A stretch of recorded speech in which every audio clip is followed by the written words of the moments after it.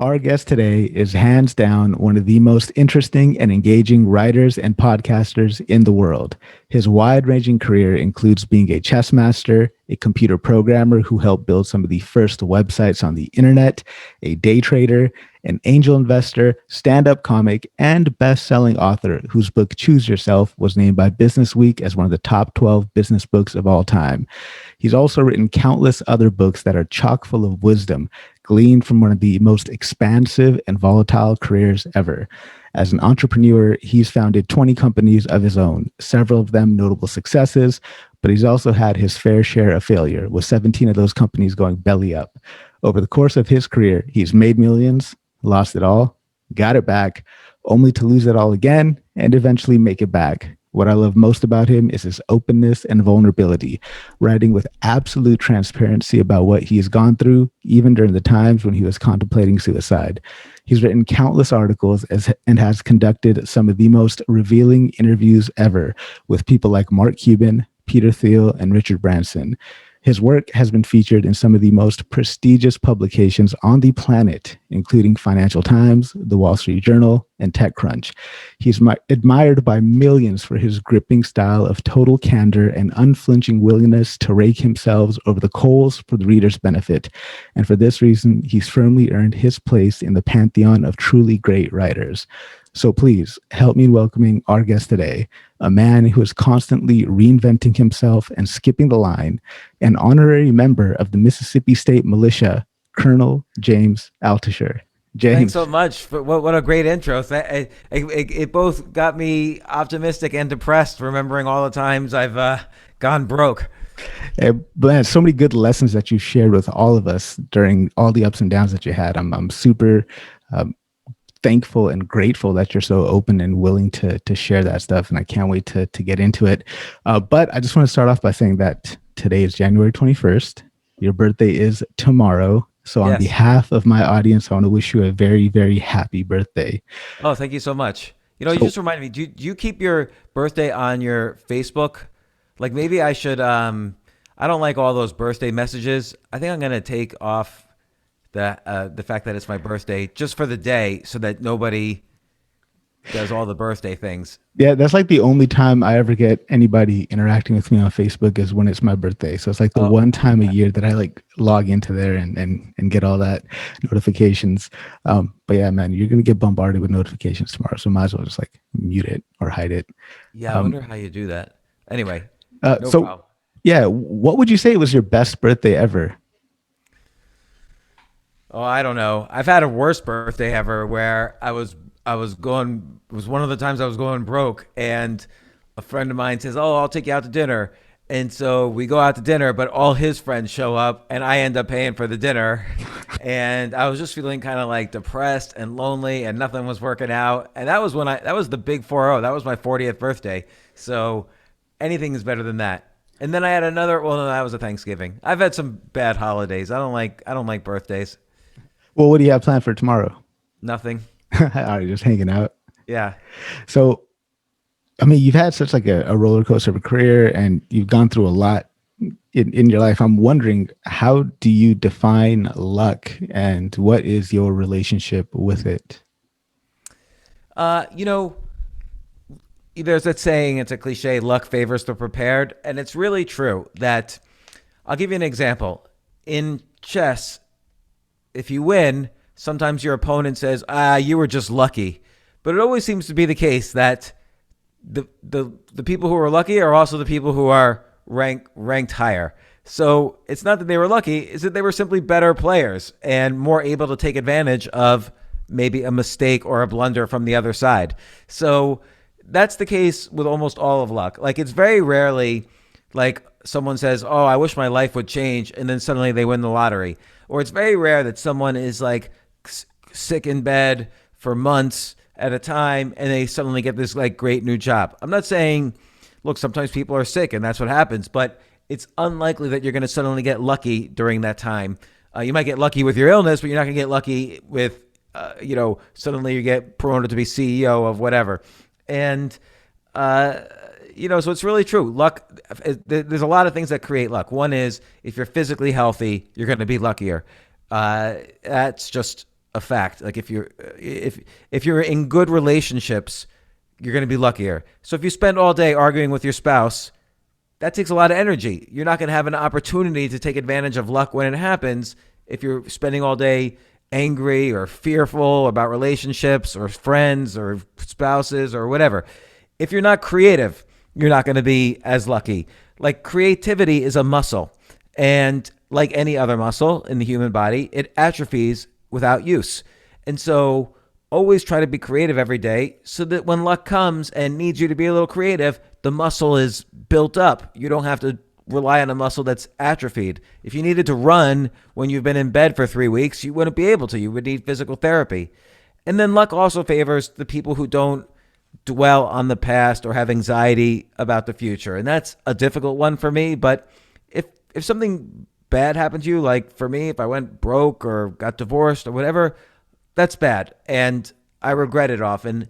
But you move on. You can't succeed if you're living, you can't succeed in the future if you're still living in the past. You learn from the past and you move on. And anxiety about the future, everybody has it. I have it. Most of the things that we're anxious about, oh my gosh, I'm going to go broke in 2 years or whatever, these things never come true.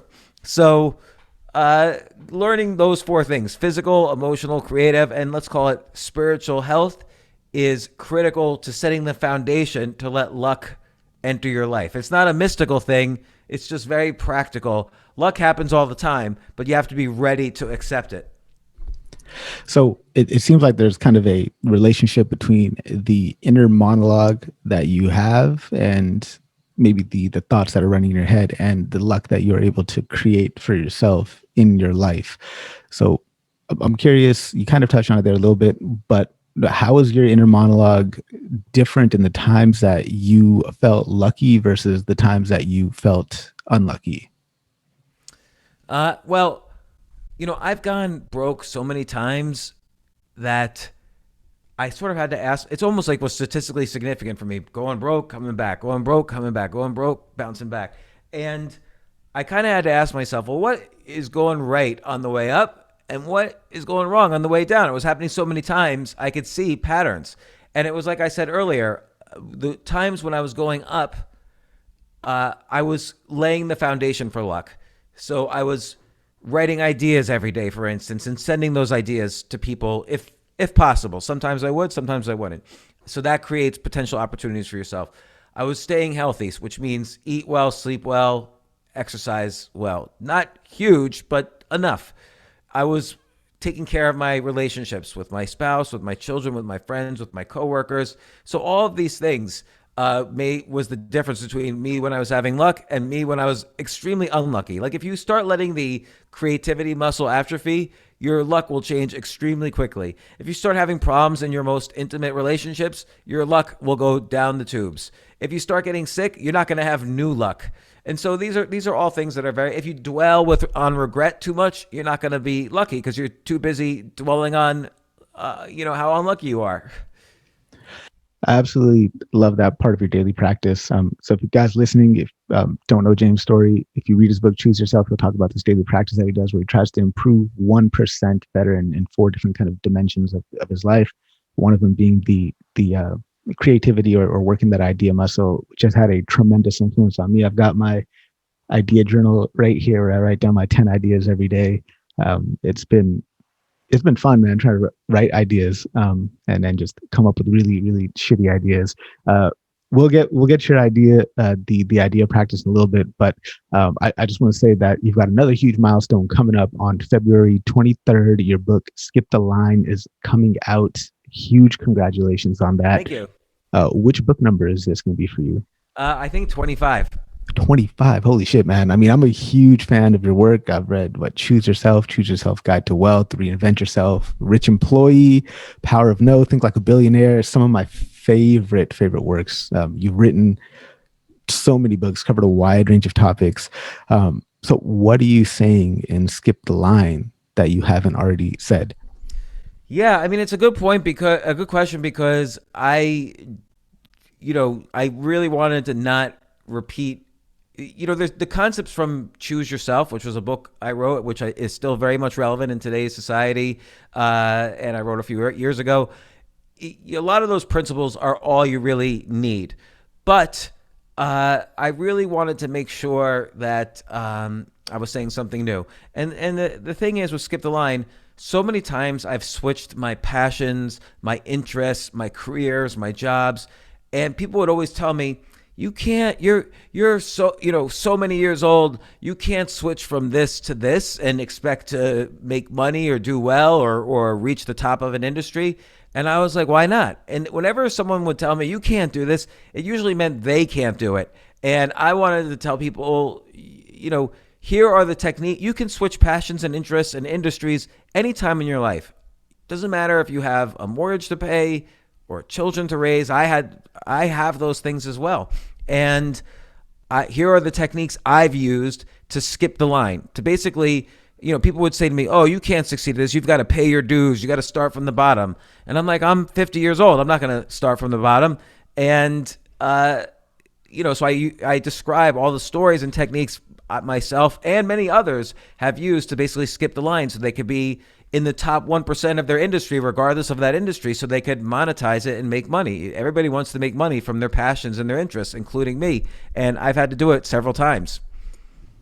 And one thing that's super important, I think that I've heard you say a few times, is the money is just a byproduct of you just doing great things, right? If you improve just that 1% in those four dimensions of your life, getting 1% better every day, money is just like a byproduct of doing all that awesome stuff.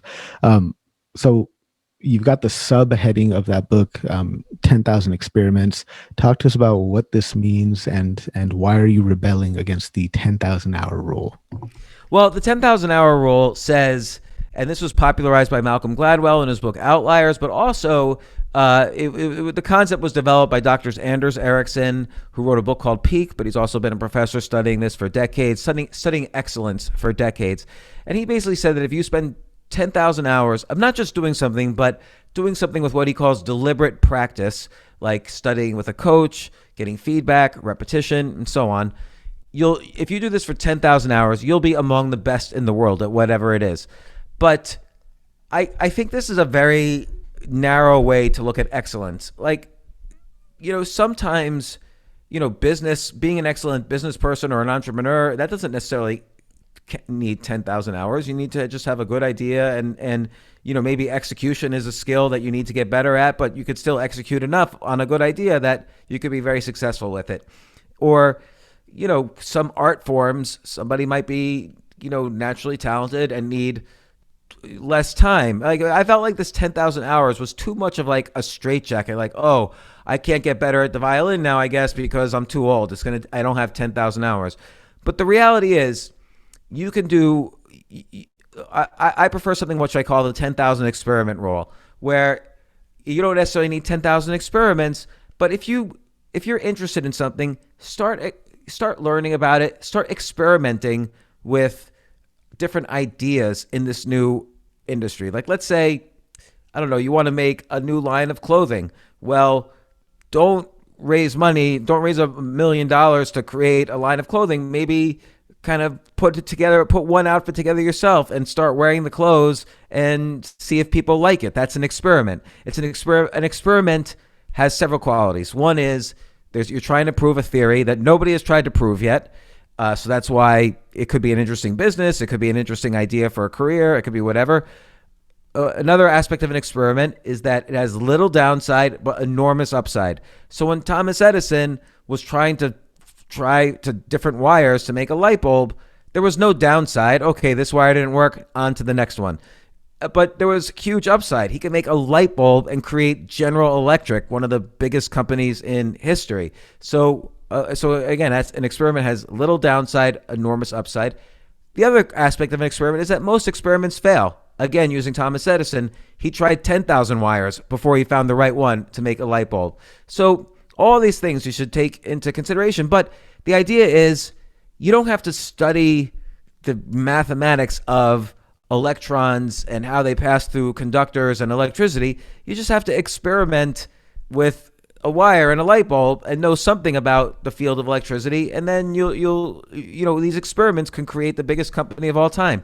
Larry Page, he experimented with search engines. He said, well, how about we try this idea that's never been tried on search engines? Let's take the way they rank academic papers. There's a system that academics have used for 100 years to rank which papers are more important research than other papers. Let's use that technique to rank pages on the internet. So he did the experiment, little downside. It was easy for him to implement, and he created Google, huge upside. And he became the top entrepreneur on the planet without putting 10,000 hours in. So experiments could speed up your success in a field, not necessarily your knowledge, but your expertise in your success in a field by 1,000% potentially. So when it comes to doing experiments, do we want to do them kind of towards one direction that we are kind of have as an objective, or is it just wide-ranging experiments, casting wide net, trying to see what catches and then going for that? Wide-ranging, because how do you know what your objectives are when you're first beginning something? Like, you could say to yourself, let's say you want to be a great, inventor of electric cars. You could say to yourself, well, I need to know how to build an electric car, and I need to really study how to build an electric car. That's my objective. Or you could say, I need to just find. You could start studying how to build an electric car, but you could realize, oh, this is hard. I don't know how to do it. I guess I should give up. But no, you could call up an expert at building and hire an expert who knows how to build cars and knows everything about batteries. And so, you don't necessarily know in the beginning of something what's going to be the path to success. That's the whole point of beginning something, is that you don't know yet. You might be interested in something, but you don't know yet what the criteria for success is. And when we're coming up with experiments, should we try to construct them or design them in such a way that we make sure that we learn something, or is it just, I'm going to just try this shit out, and if it works, great? You'll always learn, because I'll take Thomas Edison once again as an example. Thomas Edison, somebody asked him when he announced his invention of the light bulb, someone asked him, what was it like to fail your first 10,000 times you experimented with different wires?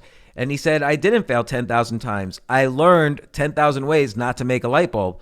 That's the thing. You're always going to learn, even in an experiment that doesn't work out, you're always going to learn what doesn't work, or you're going to learn something new. Can I give you a little example of something that I was once doing a little experiment on to figure out if it would be a good business? Absolutely.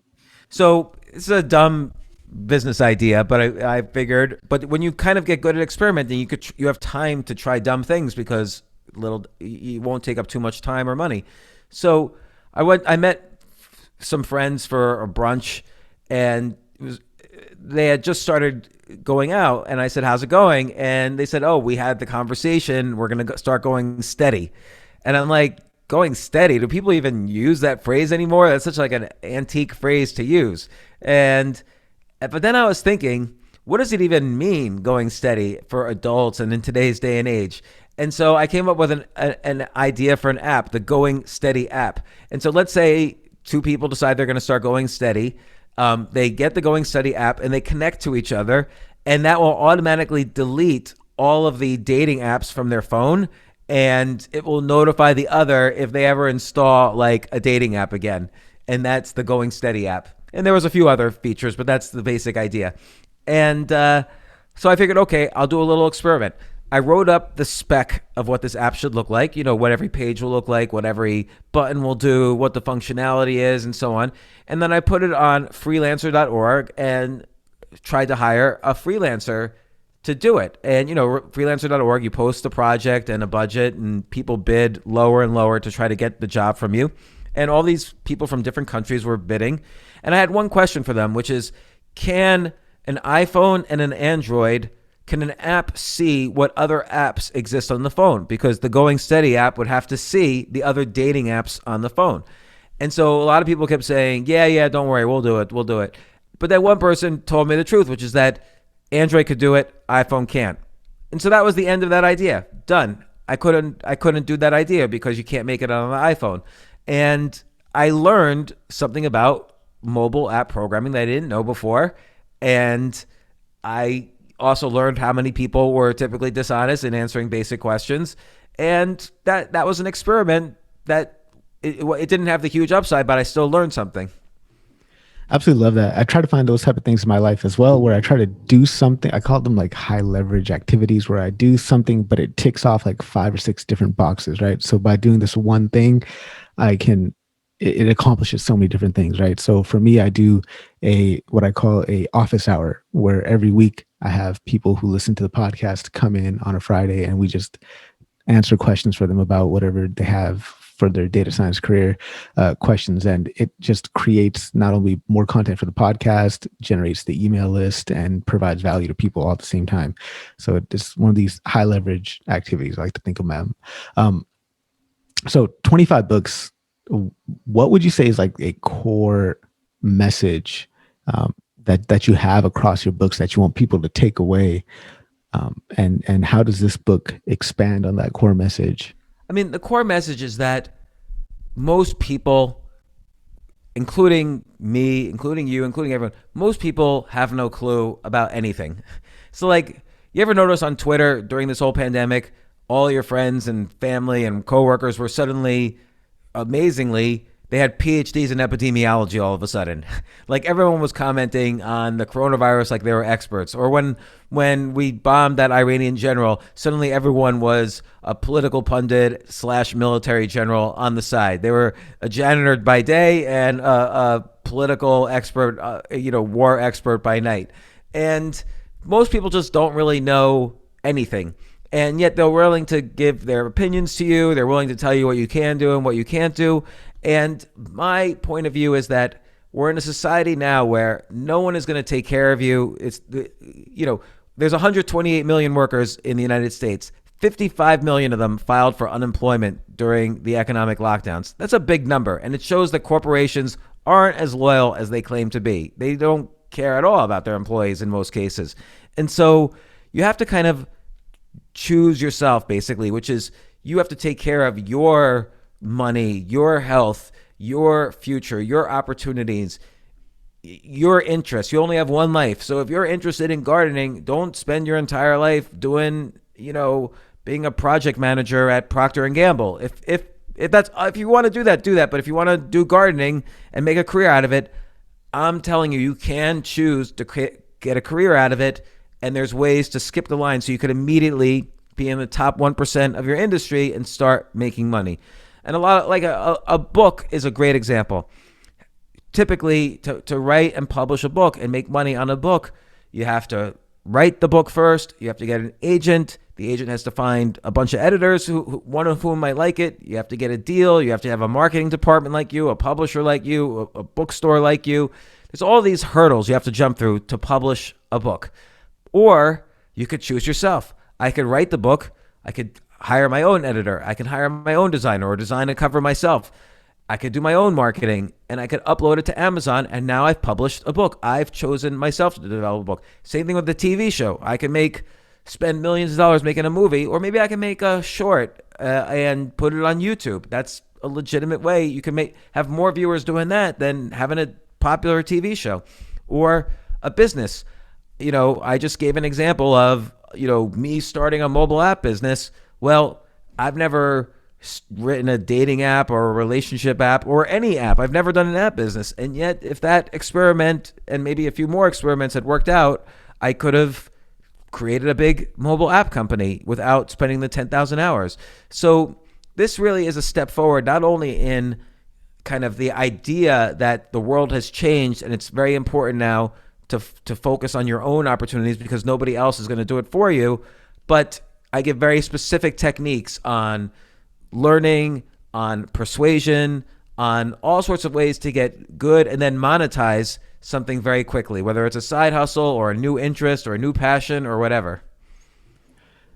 Do you think the choose yourself era would be possible without the internet, or do you think that this is just a consequence of like the internet means that we can now choose ourselves at scale?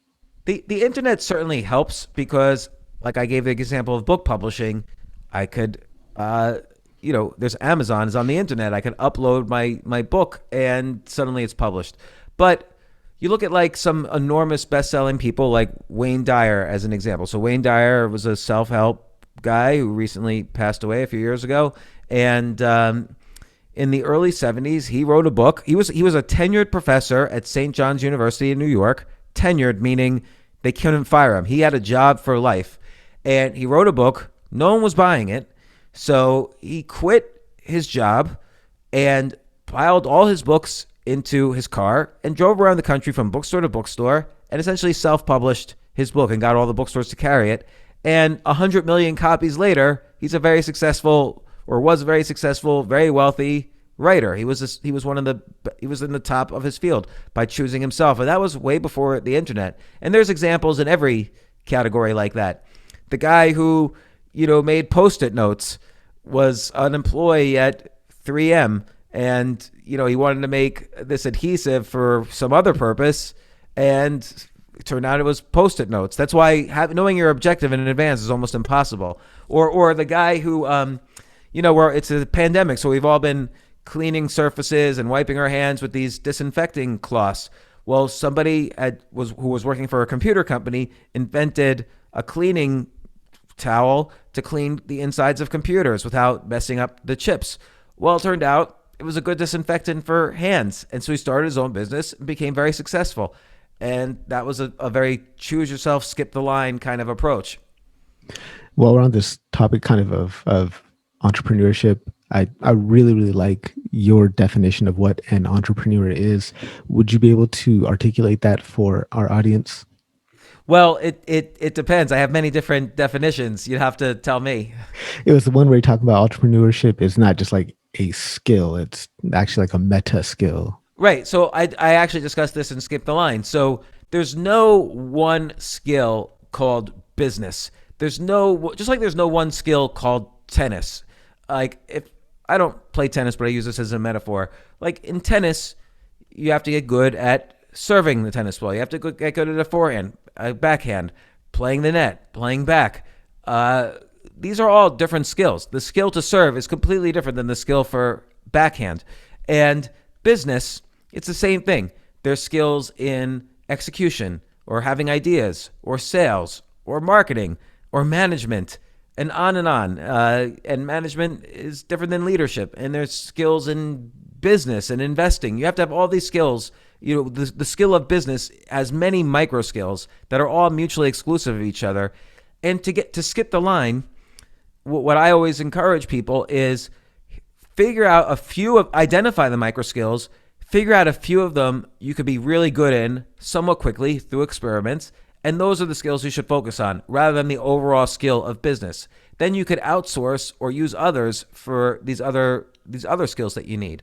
Or for instance, let's say you're a writer. Well, there's various micro skills in writing. There's writing a novel. There's writing a nonfiction book. There's journalism. There's ad writing. There's short story writing and poetry and writing a literary novel versus a thriller. So figure out the micro skills that you're good at and focus on those. If you're good at writing a page-turning thriller, write that. If you're good at writing a short story, start with that and get published and start your career as a writer. If you're good at writing blog posts about sports, focus on that and get good at that. And like good to the point of being a professional. So you have to find the micro skills that you're have some talent at, and then you start developing the skills. And if you can't write a thriller, that's okay. Start off writing what you can do and then later learn that skill, or hire a ghostwriter to write a thriller for you. So what are some of your favorite myths surrounding the entrepreneur or surrounding the concept of entrepreneurship? Well, I think when people say 90% of startups fail, that's not true. So yes, if I'm going to announce to everybody, hey, I'm going to create the next Facebook, it's probably a 99.9% chance I'm going to fail. But if I said I'm going to buy an already successful laundromat and it looks like they're selling it to me for a favorable price, well, I'm probably not going to fail at that. I'll probably keep running it. And a failure would be I sell it and maybe lose a little bit of money, or I sell it and break even. But most likely I'll build it up a little bit. A reason I'm buying a laundromat maybe is because I saw some ways to improve a current one that currently existed. And then I could flip that and do fine. Like I think most businesses succeed actually, or at least 50%. It's just a lot of tech companies like venture capital funded companies might fail. But that's because they probably incorrectly did experiments to validate an idea. So that's another one. Another myth about entrepreneurship is that you need connections and that you need to raise money. All companies that I've started that were successful, I raised $0 for, and I had zero connections for. And if you create a good quality product and you're good at storytelling, you're good at sending a message out, then you'll succeed. And so that's another myth. I mean, I could keep on going about myths. There's a myth that you need to be technical. That's not true. Like Elon Musk doesn't know how to build a space rocket, and yet he built a space rocket company. So, would you say that there is, or a specific skill, or maybe even not even skill is probably not the right word, but like a personality trait or a quality where, we could say to somebody, you've got all the right pieces, but man, you just need this one skill and you'll be there. Do you think a skill like that exists? And if so, what is it?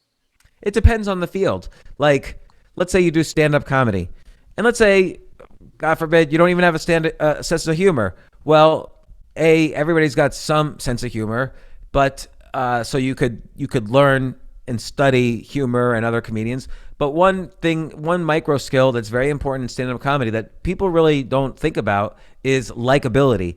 You have to go on stage, and before you even tell a joke, the audience is deciding whether they like you or not. And they're constantly deciding that throughout your act. So likability is an important micro skill. And that one, if you're not succeeding at comedy, but you think you're really funny, it might be the case that you haven't worked on likability. And I'm not saying you're not a likable person. I'm saying you haven't developed the skill of likability.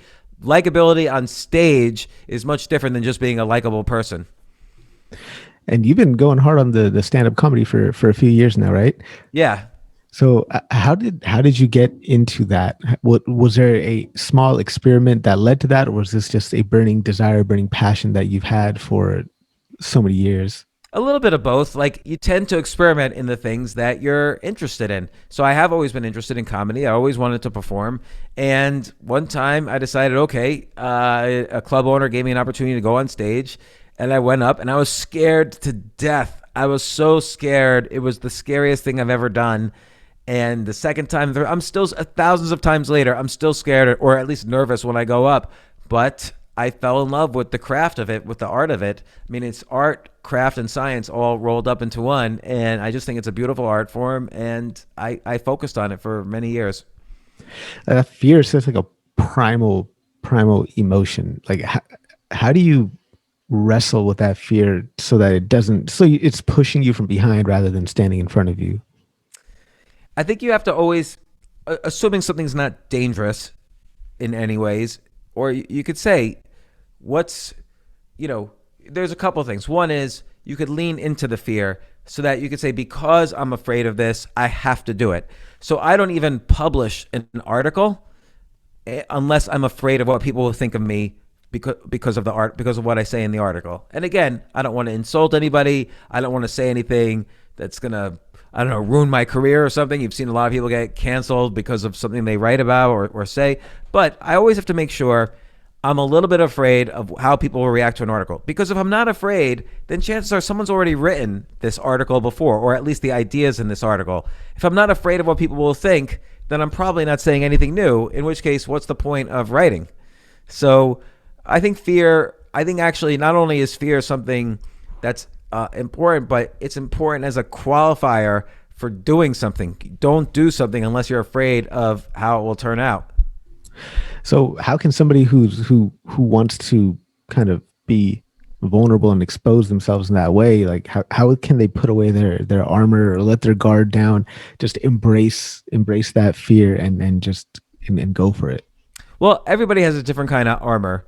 And so you kind of just have to, again, experiment. Like maybe you always feel like you're kissing ass to your boss. And you know that feeling when you're like trying to get someone else to like you, and you feel like your center is outside of your body. It's somewhere closer to this other person rather than inside of you. And so always be aware, like when you're kind of outsourcing your self-esteem or this central core part of your personality to somebody else.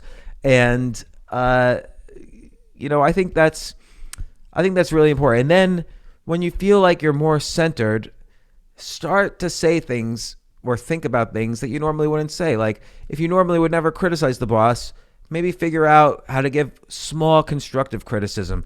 Like if he says, let's call this project the XYZ project, and you do a survey of people, and you could say, I talked to 20 other people, and 18 said we like this other name, and 2 said we like this other name. Your name's fine too, but I just wanted to tell you this data. What do you think? And that's a way to start being a little bit more honest instead of just being a yes man or agreeing with everything. And this doesn't mean start arguing with everybody. I'm just saying, really ask yourself, am I saying something because I believe it? Am I saying something because it'll be good for my career to say something or write something? Don't all of a sudden say, oh, I went to jail for 17 years for murdering someone. Like, if you're uncomfortable saying something, don't say it. But, start experimenting with saying things about yourself that is a little bit more honest. And people are always afraid to be honest because they're like, oh no, if they knew I went broke this many times, they'll never give me money for my business idea. Actually, they'll appreciate your honesty. And I've had more opportunities since I started writing about my failures than before then. People want to work with someone who's honest. Yeah, I like that. It's something about being open and vulnerable with how you fucked up or have you screwed stuff up in the past that people just seem to resonate with. And you see it all the time, like LinkedIn is my social media of choice. And you notice that the type of content that gets a lot of hits is when people are actually sharing their moments of weaknesses or when they failed. And yeah, appreciate that perspective, James. Thank you. I want to quickly circle back to talking about ideas. So we talked about your book, Choose Yourself. If you guys haven't read it, check it out. Also, be sure to check out the TV show, Choose Yourself, on Amazon Prime. I chose myself to make a TV show. Yeah, that is awesome, man. Like I got to see the first episode on YouTube because it's not available on Amazon Prime in Canada yet. Once it's out, man, I can't wait to binge watch it. I'm really excited for that. But yeah, check it out on Amazon Prime, folks, if you're in the US. The first episode seems amazing. But one of the things that you talk about heavily in Choose Yourself and your other works, again, is the idea muscle and then this concept of the idea economy. So I guess talk to us about the economies that came before the idea economy and what makes this economy different from those. Yeah, look, in the 1800s, the industrial economy really hit full force. The Industrial Revolution started a little before then, but 1800s, we saw the rise of, significant increases in the speed by which we can go from one side of the world to the other, increases in communication, the invention of the telegraph and then the telephone. So, it was all about, we were kind of creating the technology that became the basis for everything afterwards. We were first drilling for oil. We were first making, eventually cars and airplanes. Like, we were kind of building all the tools that we needed. But now almost all the innovation is happening because, computers have really added to every industry, every single industry, whether it's clothing or coming up with a vaccine or writing or publishing or creating, ways to lose weight or creating new food, genetically modified foods, whatever it is that you're creating, computers have helped. And computers are still growing at exponential rates. So, the power of computers. So really now the stumbling block is not can we make something, because we can make anything now, but can we have ideas that are going to be useful and popular? And you need to be good at coming up with ideas. And like I said earlier, most people have let their idea muscle atrophy. You can't just turn it on after it atrophies. If you haven't walked in a month because you got into an accident or something, you need physical therapy to walk again. And it's the same thing with the idea muscle. You have to practice writing ideas down every single day, or else the idea muscle will atrophy extraordinarily quickly. So, that said, we're in an idea economy, but we're also in an economy where it's not just enough to have ideas. You have to have confidence that it's a good thing to help yourself as the main way to help society. people sometimes say, "Oh, if you're all about helping yourself, that seems really selfish." Well, think of the metaphor in a plane. Again, if there's low oxygen in a plane and you're with your baby, the oxygen mask drop down. You have to put the oxygen mask on your face before you even put it on your own baby, because if you don't help yourself, you can't help other people. And it's the same thing. That metaphor applies to everything in life. If I can't get good at tennis, I can't teach other people to get good at tennis. If I can't stay healthy, I'm not going to create a good business. So I have to focus first on being healthy in various ways. If I can't be creative, how am I going to help other people be creative? Or how am I going to create something that is going to help society? You see all these people like angry and protesting and this and that. Well, if you're angry all the time, you're not going to really be able to spread a message of love and hope and peace and be able to help people. So you always have to make sure you're as healthy as possible in these various ways before you start thinking you could help others, or your opinions are so valuable that you could save the world or whatever. So proteins and weights, that's good for like the body muscles. Maybe for some people, Yeah. I fill in the blanks for yourself, basically, Yeah. how you could best help your health. But how about like so you talk about the idea muscle, like, so exercising the idea muscle, coming up with 10 ideas every day, that's a good way to get that idea muscle built up. But what about nutrients for your idea muscle, right? So if you want to grow your body muscles, protein, weights, that's good for that. But for the idea muscle, what do we need to strengthen that? Is it, do we need more books, movies, hallucinogenics? What do we feed our idea muscle? Yeah, I think the way you feed your idea muscle is, what I did is one way. Everybody could, again, do their own way, but I bought a bunch of waiter's pads because they're nice and small and they fit in your pocket, and it's easy to bullet point things and it's hard to write too much. And I write 10 ideas a day down on it. And I've been doing this for 20 years. And so sometimes it's business ideas, sometimes it's ideas for articles, sometimes it might be an idea to help others. Like I might have 10 ideas Google should use, 10 ideas Facebook should use. And it's not like I'm trying to come up with great ideas. I usually throw out the idea list. The whole idea is just exercise. So when I really am trying to come up with ideas for a product, I know that my idea muscle is like an idea machine. I'm like bulked up in ideas and the ability to come up with ideas. And believe me, I can't express it enough. It is a muscle. If you practice it, you will be more creative. You will be better at coming up with ideas than your competitors. And so once you start getting some fit ideas, they start looking sexy and they start having sex with each other. So how do we make that happen? How do we have idea sex? I know this is an idea you took from Rational Optimist. Things Scott Ridley or Matt Ridley, I can't remember. Matt Ridley, yeah. Matt Ridley. And so idea sex is very important. So I'll give you a classic example. Do you know this song "Staying Alive"? Yeah. So that was the theme song of the movie Saturday Night Fever. It was by the Bee Gees. It was the most popular disco song. And then the Fugees remixed it. Yeah, and the Fugees took, it was a hip hop group. They took "Staying Alive." They put a hip hop beat to it. They made some words, more kind of their style, although they kept the basic song. And it was basically idea sex between the best disco song and one of the best hip hop groups. Wyclef's actually been on my podcast, and that was a huge hit. Of course, it would be a huge hit. You took the best disco song that 100 million people love, and you take a great hip hop group, you combine them together, it's a hit. Or take Google as an example. Google is a sort of, Google existed in America. So some guy in Russia said, "Oh, we should have a Google here in Russia." So he combined the idea of Google with the idea of Russia and created mail.ru, mail.ru, which is a, $100 billion company now. And so there's lots of ways to, what if I say, let's take a phone and combine it with a music player?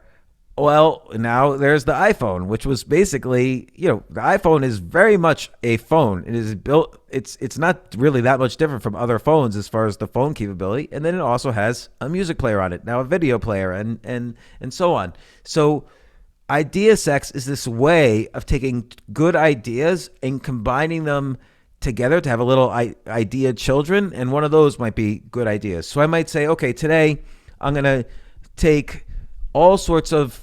I might take, a laundromat. We talked about laundromats earlier. I might take the idea of, oh, I want us to do a laundromat, and then see what other industries I can combine it with to make it more interesting. Like maybe I can put a bar in my laundromat. Maybe I could put a bunch of ping pong tables and pool tables and arcade games in my laundromat. Maybe I can have a dance room so people could go dancing while they're washing their clothes. So this could be like a cool place to go. Or maybe people could get a haircut while they're, I'm just making this up. Again, all of these things might be bad ideas, probably are. The point is not having 3,650 good ideas, which is impossible in one year, but to have one or two. But the only way you're going to have one or two is to have thousands of bad ones. So what would you say separates a good idea from a bad idea? I don't know. I think that you have to, if any idea kind of excites you, you have to do experiments to validate the idea. Or you have to ask yourself, why do I think this is a good idea? There's 8 billion people on the planet, or close to 8 billion people on the planet. Why has no one else ever come up with this idea? You cannot assume you're smart or you're a genius. So even when I come up with an idea I think is good, I have to have various ways to test it or reasons to say why I have an unfair advantage, that this idea is very particular to me. Like, who am I that this idea it should be better than others? Why am I coming up with these ideas? And why now is this idea good? All of those help answer the question of why this idea might be a good idea. And then you have to validate the idea with experiments. So for everybody listening at home, how I got James on the show was I wrote James a couple of emails, and then I started sending him 10 ideas. So I sent him 10 ideas on things we could talk about, and then told him I was going to send him 10 more ideas for the next 10 days, which I didn't do because my wife made me not do it, because she said, I would annoy the hell out of you, but if you want my ideas, I'll send them to you. But yes, always. Oh, definitely. Then you're getting 10 ideas a day for the next 10 days. Excellent. So I did some crazy stuff like this too. I sent Seth Godin an email, and I sent him a playlist. I said, these are 10 songs that Seth Godin should listen to this weekend. And just random things like that, right? It's like zero downside, right? I could send you an email, you could ignore it. That's going to be the exact same outcome as if I didn't even bother to email you in the first place, right? So I guess, yeah. To me, a good idea is one that just no harm if you execute on it, right? Right. And also, even with that, let's say somebody didn't respond. Let's say Seth didn't respond. That's fine too. Most of the time when I send my idea list to people, nobody responds, but sometimes they do. So 2020 is a wrap, just finished up. You had at least 3,650 ideas last year. What stands out as some of your bad ideas from 2020? Bad ideas? Yeah. Okay, I had one idea where I wanted to buy a bunch of apps, mobile apps related to learning. So these were all like, let's say, as a kind of word game app so that you could learn. I know it was all a bunch of apps related to games, but also I felt like there was a learning component. So for instance, a crossword puzzle maker could help people learn different things about history, or a game where you see a bunch of letters and you circle real words could help with language learning. So I wanted to buy a bunch of these apps that were already profitable and making money, and I would buy them for 2 or 3 times earnings, which is the way you buy companies, and I would combine them all together to make a big learning platform. So this was, I felt, a good idea, and I still think it's a good idea, but I just didn't have the time to pull it off, and I didn't realize that. So I ended up wasting some time trying to execute. I got very excited about it, and I wasted time because I just didn't have enough time on my hands. An example of a good idea, because I remember the good ideas more than I remember the bad ideas, but a friend of mine, I heard him on a podcast, is a well-known guy, and something he said, one thing in particular he said, made me think that sounded like the title of a book. So just for fun, I outlined what this book would be, and I sent to my friend, like, here's the reason, this is a book you should write based on what I heard you say, and here's why it would be good for you to write it, and here's like the outline of the book, here's the 10 chapters that I would put in the book. And usually I wouldn't hear a response, but he responded. He's like, oh, James, this is a great idea. I'm going to do it. Can you help me? And I'm like, no, but I'll help you. I'll flesh it out a little more. And I wrote 10 more ideas for the book. And I said that to him, and he's like, "Oh, this is great. Are you sure you can't help me?" And I'm like, "Well, I'll help you a little." And now it's this huge thing where Amazon agreed. We pitched it to Amazon. They Was agreed to publish it. Charlemagne? Yeah, this is the Yeah. project I'm doing with Charlemagne the God, who's a big radio host, has 10 million listeners, and we have a book now coming out March 31st. So these idea lists can turn out to be game-changing things that might change your career. Like if this is the book about this topic, then and Amazon's going to try to make it that way, then this will be a huge thing for me. I'm absolutely looking forward to that book coming out. Definitely will be picking that one up. So we talked about some good ideas, some bad ideas. What's an idea that you think back on now and it's just like makes you laugh from last year? Okay, well, I had this idea that because of the lockdowns, uh, people no longer needed to wear the normal outerwear like suits and things like that. So I figure, well, what's the most comfortable clothes? What are the most comfortable clothes people wear? Almost by definition, it's pajamas because you can fall asleep in pajamas. And so I said, how about I make a clothing line that uh, uh, has interesting outerwear type of designs, but pajama-like texture and comfort. And I just, as an experiment, I started wearing pajamas all the time. And I started playing around with how I would design pajamas and so on. And I never really was that serious with it. I didn't really research it the way I would have if I was going to do a serious business. But I had fun with that, and it was a fun story. When anyone ever asked me, why are you wearing pajamas, at, this, restaurant or whatever. Did you ever watch that show, How I Met Your Mother? No. There's this character, Barney Stinson, always dresses in suits, and he had like a suit that was just pajama material. It was awesome. So People always tell me, I've even had waitresses in restaurants insist I was Ted Mosby from How I Met Your Mother. dude, I could see that. Yeah. People thought I was college Ted Mosby. Dude, I could totally see that, man. That's funny. I'm gonna just the thumbnail for this on YouTube will be Ted Mosby's picture, and Yeah, we'll say James that's Altucher. So we talked about we were talking about ideas for due to this pandemic. What would you say are some good, or not even good ideas, just some ideas that maybe an enterprising person could seize as a potential opportunity in this pandemic day?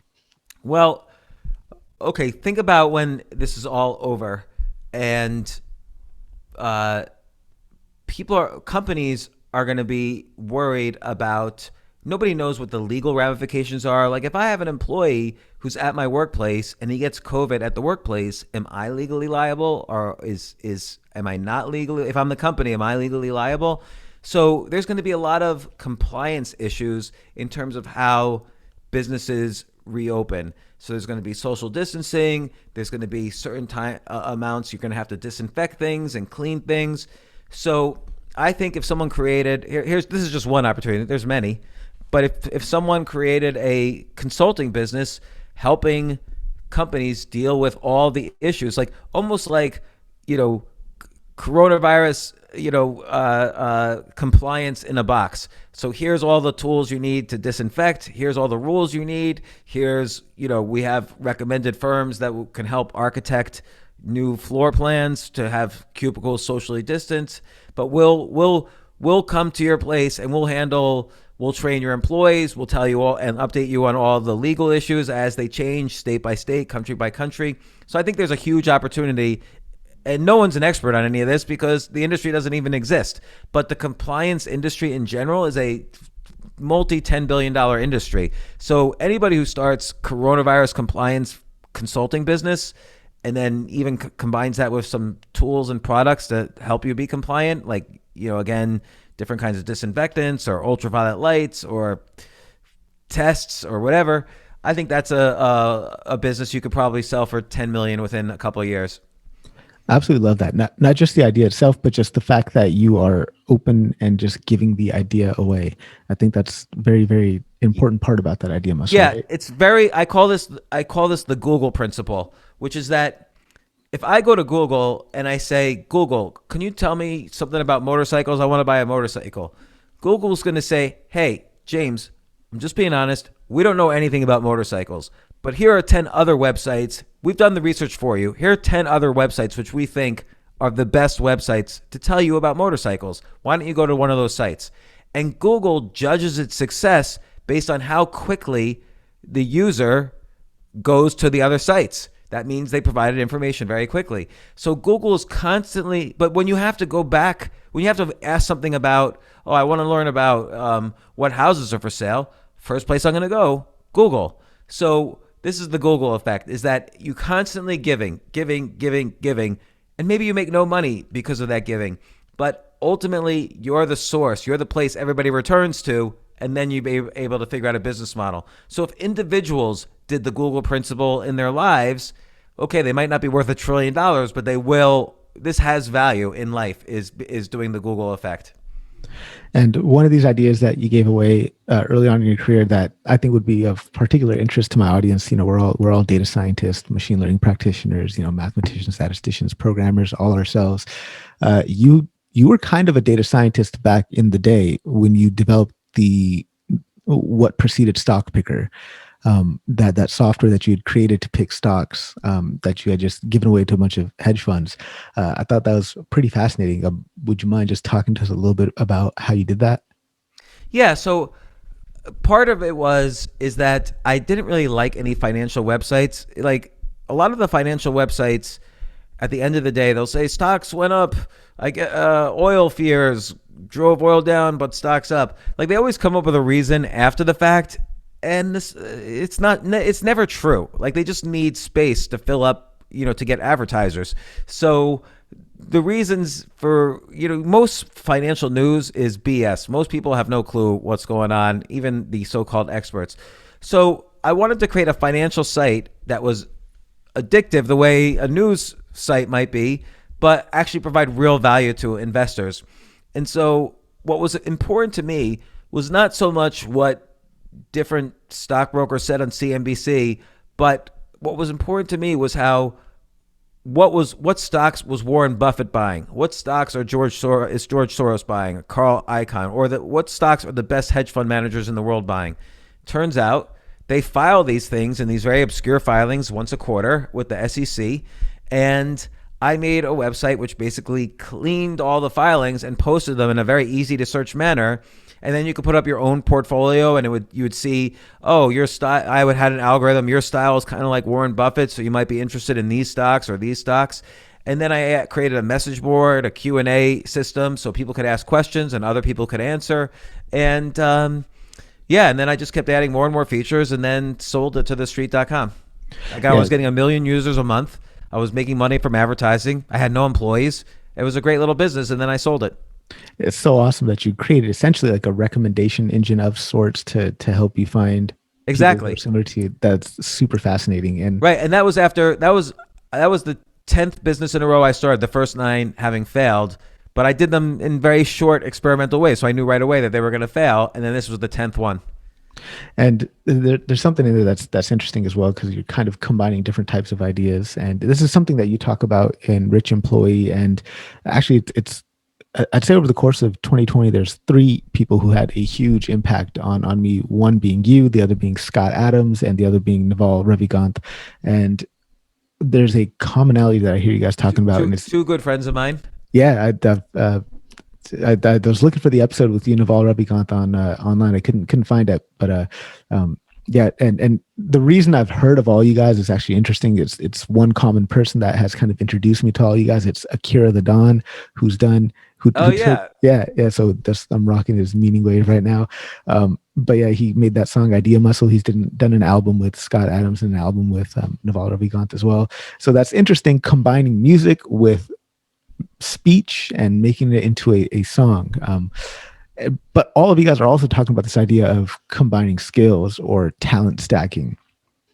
So what is it about this finding intersections of ideas that leads to huge value creation for yourself and for society? Well, let's say you want to be a math professor, okay, and you're interested in the latest that's happening in math.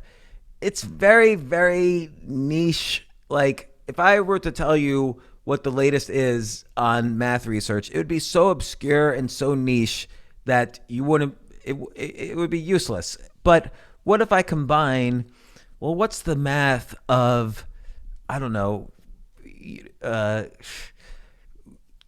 what's the math of pandemics? So it seemed like a lot of the early predictions about the coronavirus were wrong. I mean, they were predicting originally 140 million deaths within 18 months. Clearly, that's not going to happen. That was the very first prediction I saw. It was crazy. But there is a math to pandemics. And if you research pandemics, it's the same type of math over and over again, whether it's the Spanish flu or SARS or coronavirus, it's the same math. And it can help you understand what's the math of the average virus or flu. Does how does it mutate, how does it spread, how does it, so you can develop a whole new area of mathematics called pandemic math, and do a PhD in that, and that becomes incredibly useful. It's not so niche, but that's combining two industries and becoming the best in the world at the combination. It's very easy to become the best in the world at intersections than the best in the world at something that's been around for 1,000 years that is so obscure now. The latest in mathematics is very obscure and inconsequential, whereas if I combine math with, I don't know, sports. So in sports, what's the math of, and a lot of this is coming up with predictive math, but this is the area of big data. Like if I'm trying to figure out what the best football play is, how would I do it? Well, now they have sensors on the shoulder pads and the helmet of every football player, so you can see the data of which side has been tackled more and with more impact, and you could see how that affects the ultimate score of the game, and it could suggest different plays to create more impact on the other team or less impact on your team, and so on. So, that's a case where I'm combining mathematics and statistics with football, and also with maybe artificial intelligence a little bit. And I could become the best in the world at that, which could be, that's a skip the line technique. If the football industry or a football team needs to hire someone, well, I could say I did my PhD on it. I'm the best in the world at this. I skipped the line. I'm in the top 1/1,000,000th of 1% of football math. And so that's why it's better to be the best in the world at the intersection of two disparate fields than the best in the world at a field that's existed for thousands of years or It's hundreds of years. kind of like it's all about connecting dots, right? You've got to be Yeah. open-minded enough to connect dots. And I mean, it's interesting when you have a positive mind frame, how much easier it is to see opportunities like this. Yeah, it's like I combined recommendation engines with financial news websites and developed Stock Picker, which became kind of the only one out there like it, and it was a huge success. And I helped invest in a company that combined a lasso with a police weapon. So sometimes, and we saw this in all over the world. We saw the BLM protests this past year because of the George Floyd incident, and of course many other incidents. And the problem was the police don't really have any ways to, they don't have any peaceful ways to stop somebody who they think is a criminal. Whether the person is a criminal or not is another story, and that was an issue with George Floyd, but just there wasn't a safe way to detain people. Even tasers kill people all the time. So I'm involved with a company where they created a device that combines the ideas of a gun with the ideas of a lasso. So it's called the bowler wrap, and it shoots out, I aim it at you, and it'll shoot out a Kevlar steel cable at the speed of sound, and it'll wrap around you so that you can't move. And the more you fight with it, the more tighter it gets. And now it's safe though, like it won't hurt you, and eventually you'll be able to crawl out of it. But in that time, the police will be able to capture. It's almost like handcuffing somebody from a distance, and it's completely safe. We get phone calls every day from people saying, "Oh, you just want you to know you saved another life today." So, that's an example of idea sex where I happen to have also made a lot of money now because this is a company that's incredibly useful to the planet. Yeah, I think that's awesome, man. And just about to be the weirdest fucking tangent ever, but since we're talking about startups, a lot of data scientists, machine learning engineers, practitioners, a lot of my audience, we tend to go to work at startups, and you've got a ton of experience, obviously, with startups and investing. And sometimes they want to pay in equity and not as much with just a salary pay. So you can skirt this question if you want. I can move on to the next one, but I'm curious. When does it make sense to accept like equity from a Well, company? historically, tech firms offer stock options, which is a form of equity, and every tech firm pretty much does that. Like a venture funded tech firm will always set aside 20% of the company for new employees, and they won't give that equity all at once. They give options out over time. You vest your equity, is what it's called. It might be over 3 or 4 years, and usually then tech firms pay less salary because they're giving options. But it depends on the market. Like right now, I think it's a seller's market for programmers. Like there's so many tech companies starting, and they all need programmers. That programmers' salaries are going up. It's just a supply and demand issue. But in general, I would not sacrifice too much on salary because cash is king. And I would make sure I would get options because that's a very common thing in tech companies. So I would make sure I would get both. Don't ever do something just for equity because it's probably a bad idea. If something's a good idea, somebody should put money behind it to pay. If you're critical, you need to make a salary. If you don't make a salary, if you're just doing it for free and like, don't worry, you're going to give you huge equity, that's a bad thing. Don't ever do that. And something I think that you've been studying quite extensively yourself. You've talked about a lot on your podcast. Is it's negotiation, particularly in these type of situations where we're negotiating salary or negotiating benefits, whatever. I guess how can we position ourselves to be stronger when we're in a negotiation setting? At let's say we got a job offer, it's not quite what we want. What can we do to kind of get it up to where we want, or maybe increase the equity shares or something along those lines? Well, there's a lot of different ways, and I'll just describe the way that I'll describe one way that has worked incredibly well for me. And again, there's a lot of books on persuasion, but I find they're very academic and they don't actually work in real life. Whereas particularly in my next book, Skip the Line, I talk about only the things that have actually worked for me and how they've worked for me. But this one's called the advice technique. So let's say I'm asking for, I don't know, like a raise, and I might go to my boss and say, listen, I need your advice. I've been working really hard. We did this, and this year. I come here, I'm focused on the work. I love it. I love this company.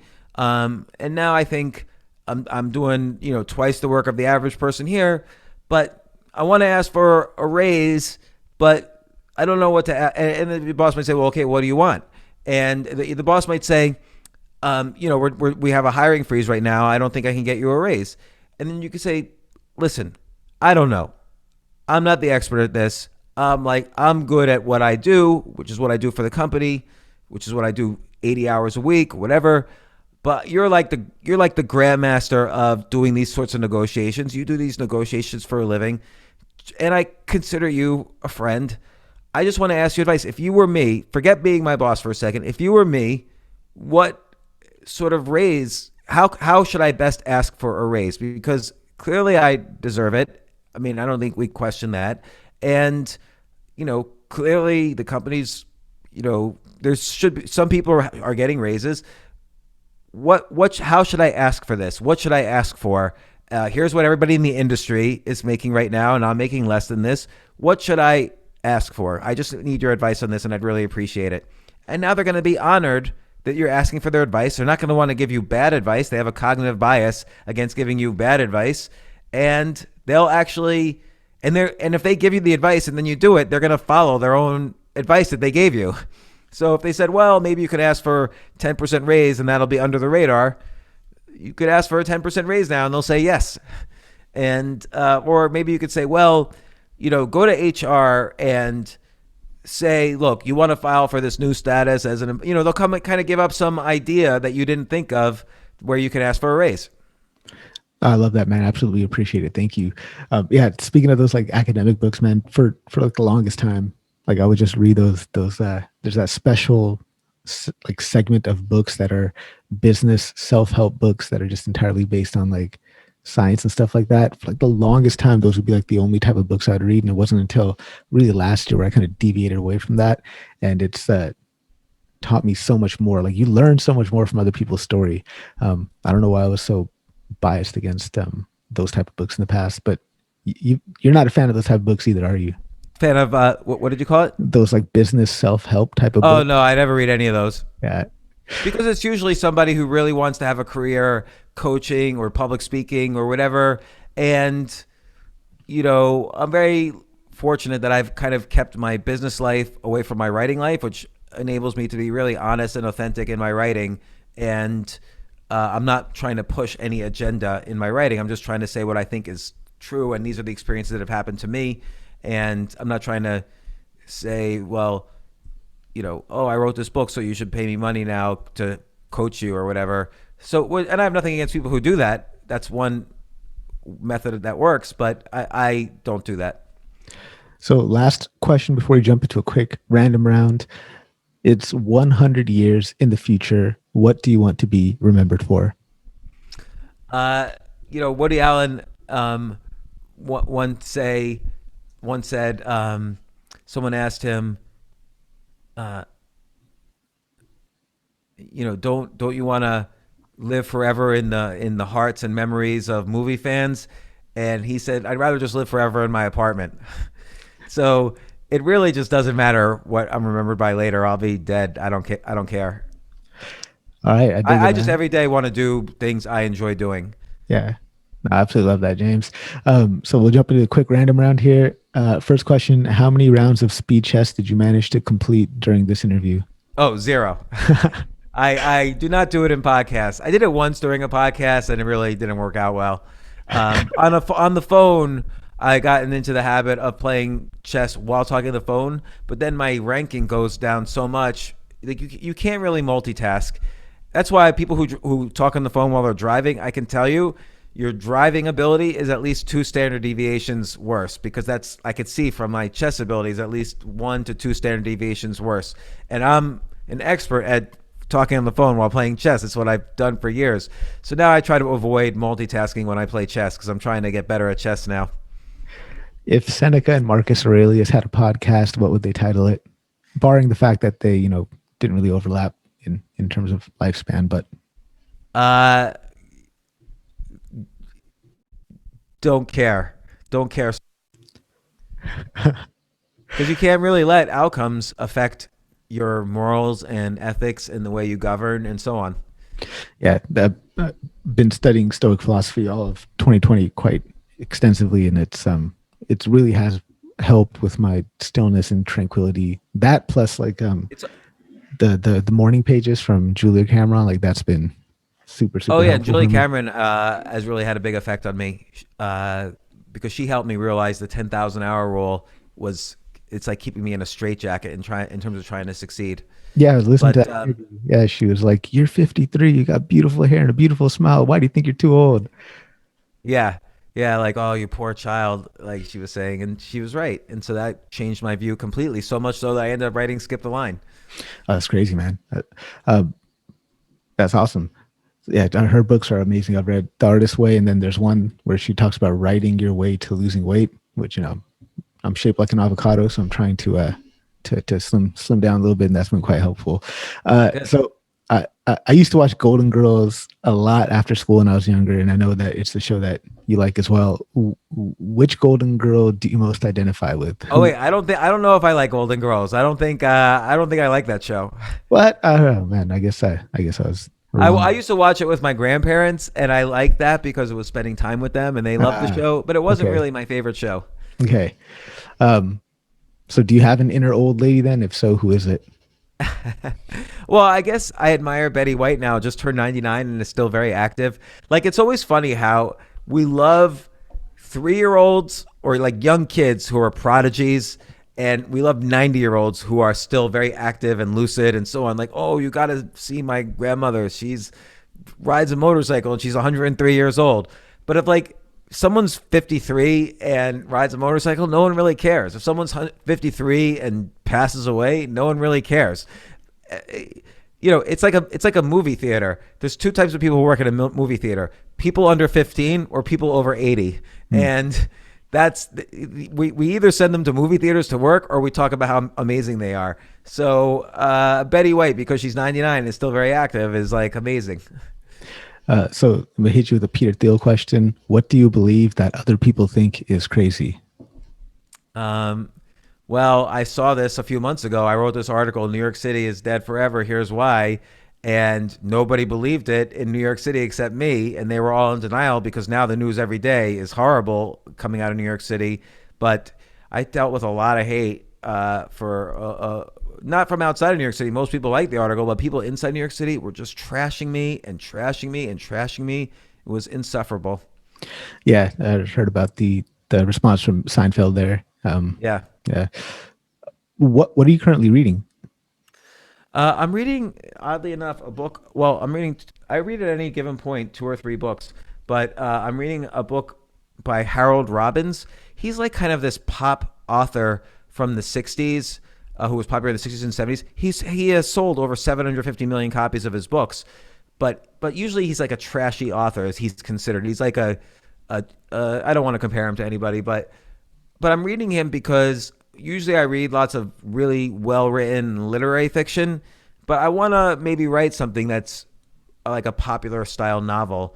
And so I've been reading him because I think he's got a good style. I'm getting a little tired of the John Grisham style, but I still find this guy to be a page turner. So I'm reading that right now. I'm also reading a book about chess because I'm trying to get better at chess. I just finished Seinfeld's book, Is This Anything, which is a great book about comedy. And I always read books for the podcast, so I'm about to start a book by Adam Grant that's going to come out soon. So, yeah, I'm reading a bunch of books. Nice. Yeah, same way for me. Like I've got a bunch of podcast guests and I read all their books, and it's always fun Yeah. to learn from them. What song do you have on repeat? Uh, Lately, it's Bill Withers' Hope She'll Be Happier, All which right. is like this really sad, bluesy song. And I'm not into the blues or anything, but I just love this song. I listen to it over and over. It's like I love this song. We'll definitely have to check that out. Let's go to the random question generator. All right, here it is. A random So, question generator. yeah. What's one place you've traveled to that you never want to go back to? Where's your family from? So I'm born and raised in Sacramento, California. But where before that? Like, Like India, Punjab. okay, India, I have to say, is one place that I've traveled to several times and I never want to go back to. Yeah, I fucking hate it there too. I never want to go back. Sorry, It was from the audience. interesting for me to. I mean, it's a completely different. Like, it opens up your mind to what another type of country is like, and it's very different from going to like England or Europe or whatever, which is basically the same as here. But it's very tiring to go there and spend time there. So now you know two Punjabi people from Sacramento at least. There's me and Ramit Sethi. So Oh yeah, yeah, Ramit, I know very well. yeah. Somebody I'm hoping to get on the show one of these days. Um, if you lost all your possessions but one, what would you want it to be? Well, I did throw out all my positions once, and I'm not counting like basic clothes, but uh, I have to say my phone because I do so much stuff on my phone. I could read books on it. I could write on it. I could, communicate with people. So I hate to be cliche, but I don't have any sentimental attachment to anything I own. I threw out all of my belongings a few years ago and lived in Airbnbs for a while. Mhm. So that was that. What are you interested in that most people haven't heard of? Um, well, okay, let's say I'm interested in something like chess. Certainly there are things in chess I'm interested in that even some chess players haven't heard of. So some obscure, what's called openings, ways of opening the game that I like that are a little bit more obscure than the Queen's Gambit, which has been made famous by the show, or there's other famous openings. But I like some really rare openings. But and I like different styles of comedy that people might not have heard of. So that's it. I mean, there's no one major area that I'm interested in that most people haven't heard of. That's awesome. We'll do the last one from here: pancakes or waffles? Pancakes. Oh yeah, Like the best pancakes are awesome. yeah, yeah. Nice, thick, 100%. fluffy pancakes. Love it. Absolutely agree.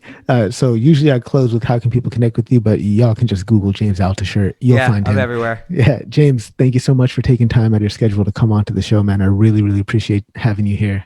Thank you so much, Harpreet. Great job, and thanks for having me on the show. I super appreciate it. Absolutely, man. Thank you.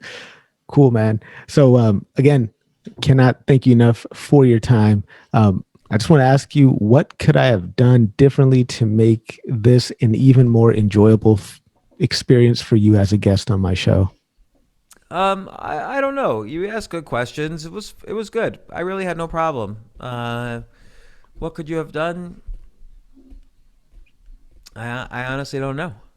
You did a good job. Oh, well, thank you very much, man. I really do appreciate that. And man, I'm a huge fan of the Power Bible that Brendan Lemon. I've heard him on your show, the Power Bible and the Stoic Salesman. So I've got to thank you for introducing me to those two books. Oh, no problem. Yeah, they're great. Yeah, absolutely, absolutely love those books. It's gonna be way out there, but would you mind introducing me to Brandon Lemon? I'd love to get him on the show. No, not at all. I have your email address, right? Yeah, yeah. Okay, yeah, I'll introduce you to him. No problem. I do what I call permission networking, so I'll ask him first, Okay. and this way I don't outsource to him Yeah, the problem of saying no to you. absolutely. But I'm sure he would do it. I mean, there would be no reason for him not to come on your podcast. He'd be happy to. Absolutely. Yeah, that book is, I think it'd be really, really great for my audience to hear his perspective. And like I've been through some of his Udemy courses. And the Power Bible is written by him and this guy Bill Bill Batiste. It's Latif, kind of yeah. jointly written, so they would both want to come on if you're talking about the Power Bible. But I'm sure they Uh, would do it. Dude, I'd absolutely love that, man. Thank you. Yeah, no Um, problem. yeah. So again, thank you so much, James. Can't understate the tremendous influence you've had on me over the course of 2020. Again, it has been an absolute pleasure to have you on the show. I hope to have you back some point in the future. Anytime. But until then, I thank you for your time and have a good rest of the afternoon. Yeah, you too. Ari, thanks so much. I appreciate it. All right. Bye. Bye.